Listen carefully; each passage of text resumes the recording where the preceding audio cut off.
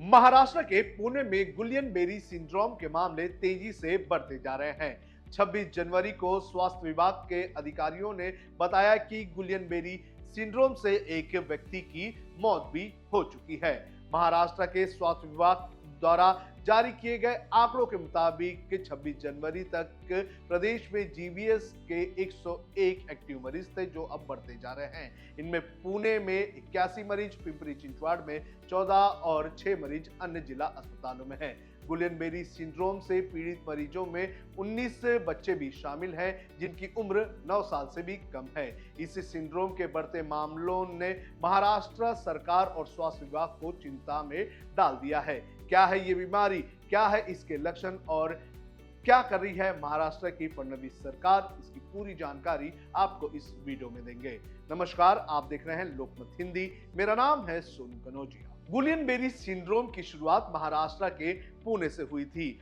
अब इस बीमारी से जूझ रहे लोगों की संख्या 100 से भी ज्यादा हो गई है, जिसमें से एक की मौत भी हो गई है। जानकारी के अनुसार एक 40 वर्षीय व्यक्ति को सर्दी, खांसी और सांस लेने की दिक्कत के कारण 18 जनवरी को एक निजी अस्पताल में भर्ती किया गया था। शुरुआत में मरीज को अस्पताल के आईसीयू में रखा गया था, लेकिन जब उनकी हालत में सुधार हुआ तो उन्हें सामान्य कमरे में ले जाया गया। लेकिन 26 जनवरी को अचानक सांस लेने में उन्हें दिक्कत हुई और उसके बाद उन्हें आईसीयू में भर्ती किया गया। इलाज के दौरान उनकी मौत हो गई।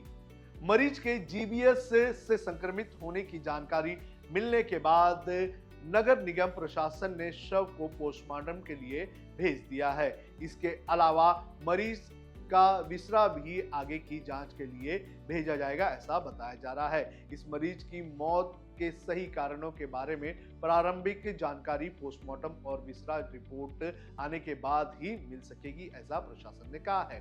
पुणे में 100 से अधिक लोगों में जीवीएस के मामले अभी भी दर्ज है और वो एक्टिव मरीज है। विभिन्न अस्पतालों में इलाज करा रहे इन मरीजों में से करीब 17 लोग वेंटिलेटर सपोर्ट पर हैं। राज्य स्वास्थ्य विभाग द्वारा किए गए विश्लेषण से पता चलता है कि करीब 9 मरीज 9 वर्ष के कम की उम्र में है, करीब 10 मरीज 65 से 80 के आयु वाले हैं। इससे स्पष्ट होता है कि ये बीमारी बच्चों से लेकर बुजुर्गों तक को काफी प्रभावित कर रही है। अब अलर्ट मोड पर आ गई है सरकार।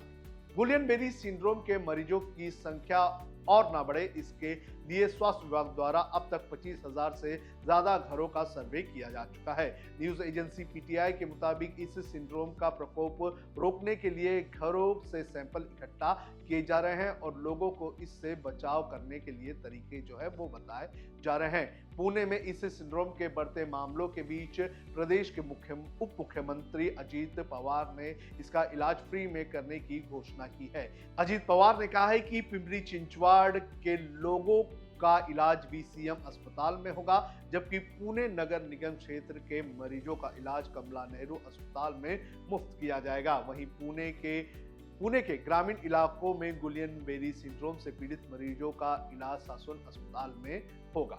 अब क्या है गुलियन-बेरी सिंड्रोम, ये भी आपको बता देते हैं। गुलियन-बेरी सिंड्रोम एक ऐसी स्थिति है जिसमें आपके ही शरीर की प्रतिरक्षा प्रणाली तांत्रिकाओं पर अटैक कर देती है। इस वजह से मरीजों को कमजोरी, सुन्न होने या फिर लकवा मारे जाने जैसी दिक्कत हो सकती है। स्वास्थ्य विशेषज्ञों जीबीएस की समस्या को मेडिकल इमरजेंसी के तौर पर देखते हैं, जिसमें रोगी को तुरंत उपचार की आवश्यकता होती है। इलाज न मिलने पर जान जाने का भी खतरा हो सकता है।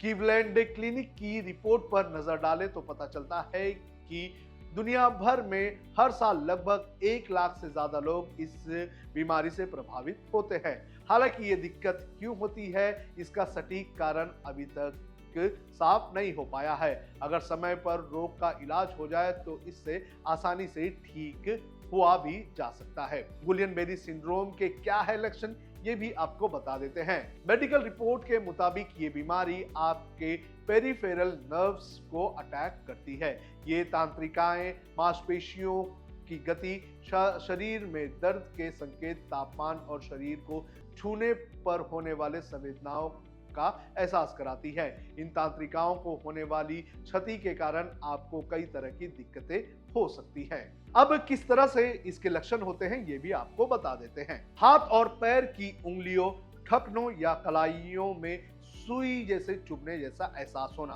पैरों में कमजोरी जो शरीर के ऊपरी हिस्सों तक फैल सकती है, चलने या सीढ़ियों पर चलने में आप जब असमर्थ होने लगे, बोलने, चबाने या निगलने में परेशानी होना, पेशाब पर नियंत्रण ना रह जाना या हृदय गति का बहुत ज्यादा बढ़ जाना। गुलियन-बेरी सिंड्रोम का इलाज क्या है ये भी आपको बता देते हैं। वर्तमान में गुलियन-बेरी सिंड्रोम का कोई भी सटीक मौजूदा इलाज नहीं है। डॉक्टर मरीजों के लक्षण, हालिया संक्रमण और मांसपेशियों की कमजोरी को देखने के बाद इलाज करते हैं। इसके अलावा प्लाज्मा फेरेसिस, इस प्रक्रिया में खून से एंटीबॉडी को हटाया जाता है जो तंत्रिकाओं पर हमला कर रही होती है, तो इसके जरिए भी इस दुर्लभ स्थिति का इलाज किया जाता है। पुणे में गुलियन-बेरी सिंड्रोम का इलाज IVIG इंजेक्शन के कोर्स के द्वारा किया जा रहा है ताकि तत्काल प्रभाव से इस बीमारी को फैलने से रोका जा सके। लेकिन ये जो इलाज है, ये जो इंजेक्शन है, ये काफी महंगा है। सरकारी अस्पतालों में IVIG इंजेक्शन फ्री में है, पर प्राइवेट अस्पतालों में इसकी कीमत 20,000 रुपए है। हेल्थ एक्सपर्ट्स का कहना है कि इस सिंड्रोम से पीड़ित व्यक्ति का इलाज तुरंत करवाना जरूरी है। अगर समय रहते इस बीमारी से पीड़ित व्यक्ति का इलाज ना किया जाए तो ये मौत का कारण भी बन सकती है। तो इस तरह से ये जो बीमारी है ये काफी गंभीर रूप लेते जा रही है और महाराष्ट्र के पुणे में और उसके आसपास के इलाके में लगातार ये बीमारी बढ़ती जा रही है। अगर आपको इनमें से कोई भी लक्षण दिखे तो आप तुरंत अस्पताल जाएं और अपना इलाज करवाएं।